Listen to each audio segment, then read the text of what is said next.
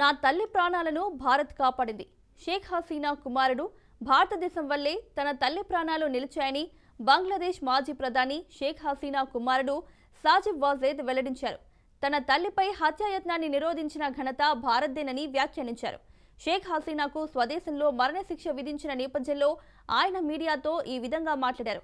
భారత్ ఎల్లప్పుడూ మంచి మిత్రదేశంగా ఉంది. సంక్షోభ సమయంలో నా తల్లి ప్రాణాలు కాపాడింది. ఆమె బంగ్లాను వీడకపోయి ఉంటే మిలిటెంట్లు ఆమె హత్యకు కుట్రలు పన్నేవారు.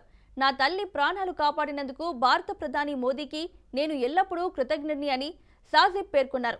గతేడాది విద్యార్థుల ఆందోళనలతో అనూహ్య రీతిన ప్రధాని పీఠం నుంచి దిగిపోయిన షేక్ హసీనా గతేడాది ఆగస్టు 5న బంగ్లాదేశ్ను వీడి భారత్కు వచ్చారు. అప్పటి నుంచి ఆమె ఢిల్లీలోని ఓ రహస్య ప్రదేశంలో నివసిస్తున్నారు. అయితే ఆమెపై మానవత్వానికి వ్యతిరేకంగా నేరాలకు పాల్పడ్డారన్న అభియోగాల నేపథ్యంలో పలు కేసులు నమోదైన సంగతి తెలిసిందే.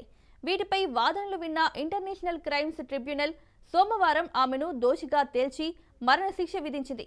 ఈ కేసుల విచారణలో భాగంగా బంగ్లాదేశ్లోని తాత్కాలిక ప్రభుత్వం న్యాయ ప్రక్రియను పాటించలేదని సాజిబ్ విమర్శించారు. బంగ్లాదేశ్లో అల్లర్ల వేళ నాటి ప్రధాని హసీనాను ఒక ఫోన్ కాల్ కాపాడిందని, ఆ కాల్తో మూకదాడి నుంచి కేవలం 20 నిమిషాల తేడాతో ఆమె తప్పించుకుని సురక్షితంగా భారత్కు చేరుకున్నారని ఇన్షల్లా Bangladesh the story of an unfinished revolution శీర్షికతో ఉన్న పుస్తకంలో రచయిత వెల్లడించారు.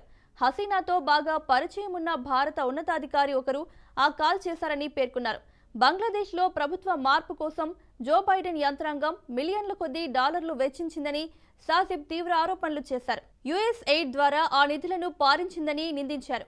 అయితే ప్రస్తుత ట్రంప్ ప్రభుత్వ వైఖరి మారిందని పేర్కొన్నారు.